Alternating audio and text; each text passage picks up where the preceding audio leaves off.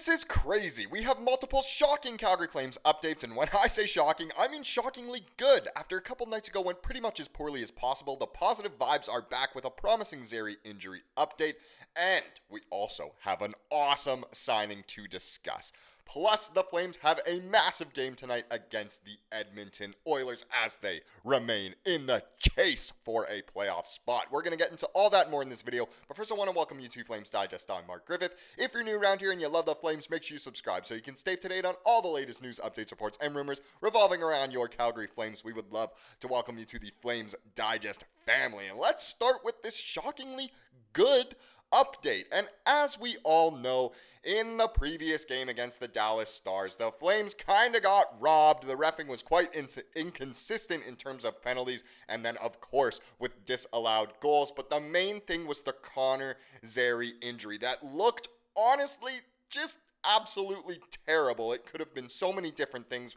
He just came back after recovering from a knee injury, but we have a good update on him, which is honestly the most fantastic news I could possibly provide you guys right now. So, Eric Francis tweeted out a sliver of good news on the Connor Zary front as his left leg isn't broken as some feared.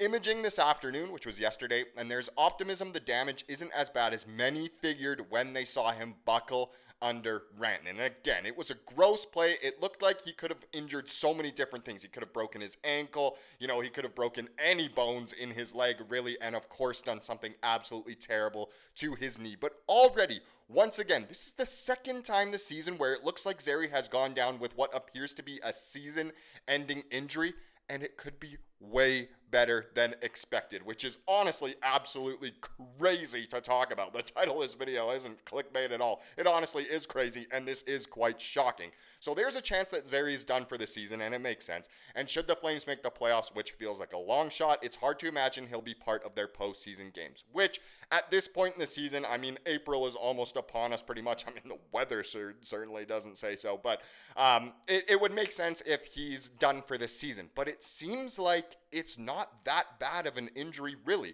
The hope is that this isn't anything that is compounded by the fact that it's now 2 injuries to the same area in quick succession, which you would assume means that it was a really terrible injury. But again, that just does not seem to be the case. Love this tweet here. So after Eric Francis tweeted out his sliver of good news, Yegor Sharangovich replaced Breadman tweeted, "Zary's knee needs to be tested for science." Holy, and it's true. How can you sustain 2 injuries that look season-ending and then, or even career-threatening in any case?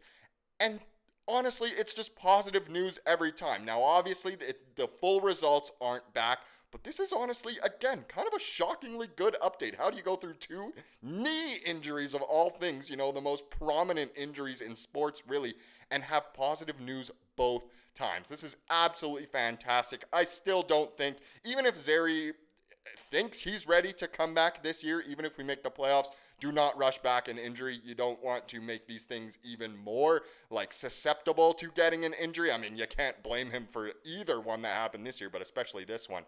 But still, fantastic news. Love providing this new report to you guys. Shockingly good update is just perfect. Now let's get into the second part and talk about this awesome signing that I promised you guys in the intro of this video. And it's one of our premier prospects from last year's draft, and it is Bates is signed. So Jacob Battaglia has signed a 3-year ELC with an AAV of $931,700. The Kingston Frontenac's winger was our 2nd-round pick in the 2024 NHL draft and posted 40 goals and 90 points in 68 regular games this year. He went crazy this season. At the time when the Flames drafted Battaglia, a lot of people thought, oh, this is a pretty good draft pick. Maybe he'll pan out. And then he just exploded this season, which is just amazing to see. And look at this pick here that the Flames posted. A little follow your dreams with Battaglia actually signing the contract itself in his nice looking Flames jersey, Flames hat on the side. And look at that Patty Kane-esque lettuce he's got. Look at that trim on Jacob there with the follow your dreams at the top is just perfect. What an excellent signing this is. And you can actually keep track of him. He's still playing for the Frontenacs right now in the playoffs. This is the right one. So the Kingston Frontenacs are currently up against Henry Muse and the Sudbury Wolves in the East Division of the OHL, or the Eastern Conference, I should say, of the OHL. And the Frontenacs are actually up 1-0 as they won 4-1 in the first game against the Wolves, and Battaglia got 2 points in that game as well. So again, kind of leading the way. And I know the Wolves obviously have Muse. We care about Muse a lot as well. He did get a point in this game. He got an assist in game 1 with game 2 going tomorrow. That should be a very fun series to keep track of. The other one that I kind of wanted to obviously point out, of course, is Zane Parekh over with the Saginaw Spirit, the defending Memorial Cup champs. They're actually playing the Erie Otters in the first round of the OHL playoffs. And Erie actually ended up taking a crazy game 1. This game was nuts. It was 0-0 after 1. Then Erie goes up 7-0 in the second period. Before the period was over, the score was honestly something like 8-2 or something like that before the Spirit were able to get a few more goals. But Saginaw is the higher seed, so maybe they'll be able to pull this one back. Obviously, that's what we'd like to see in this game. I mean, if Saginaw scored 5 goals, you'd assume Parekh probably got 5 points. I believe he also got 2 points in this game as well, both assists. But definitely keeping track of both of those guys, of course, as the OHL playoffs continue. But a huge congratulations to Battaglia. Awesome to see him sign his ELC, and he'll be a Calgary Flame for at least the next 3 years, or Calgary Flames property, I should say. But the way he is playing, he could definitely see some NHL time within those 3 years. No doubt about it. Fantastic to have him on board. Now let's get into tonight's game, because at this point in the season, every single game is a big one, but this one obviously is one of the biggest, as it is the final BOA of this season, the final Battle of Alberta. This one up in Edmonton. It goes at 8 p.m., the late game on Hockey Night in Canada. And it's interesting, the Oilers are in a weird place right now where they're dealing with injuries, but they're battling with LA for seeding. It's inevitable that they play LA once again in the first round of the playoffs, which will be quite nuts. But again, this should be a very, very big one. One big note to take is that Leon Draisaitl will take the morning skate tomorrow, so that tomorrow is now today. Is going to participate in the morning skate.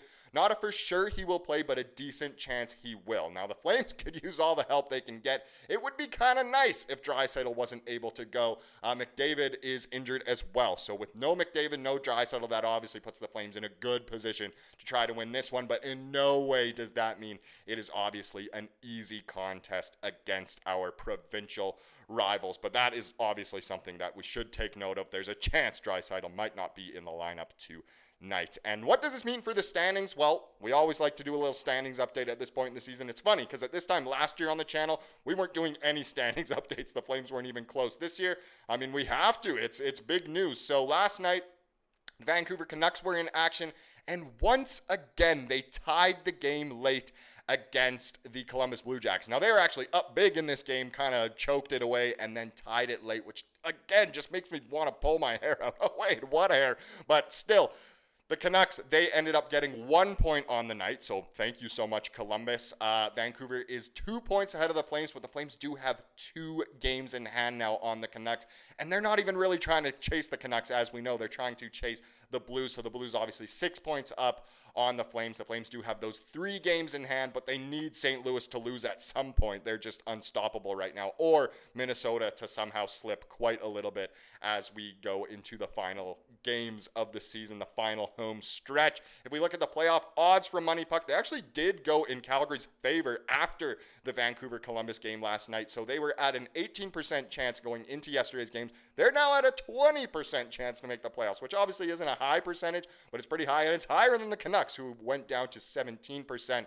The Blues now at 73% chance to make it, with obviously Minnesota at 92 as well. So, the odds aren't in our favor, but you never know. There is always a chance that the Flames could pull off a miracle, as they have done in the past. Now let's wrap up this video with the comment of the day, as we love to do here on the channel. It comes from yesterday's video, of course, and this was honestly a pretty funny one, but also very relevant here from Jay. Jay said, "I don't know what's worse, the Flames playing the best game of the season and losing, as they obviously just did against the Dallas Stars, or putting Nick Ritchie in the shootout." And feel free to comment your take on this comment here. It's so hilarious. But honestly, the fact that Daryl Sutter put Nick Ritchie out with the season on the line to try and stay alive in the playoffs, put Nick Ritchie out in the shootout against Nashville. And obviously, he didn't score, ended the Flames season. I'm taking that one as worse. Maybe the new one is just a little too fresh, but that was a good one there. Jay, let me know what you guys think down in the comments. Thank you so much for watching this video. Please subscribe like you saw here today and have a wonderful rest of your day.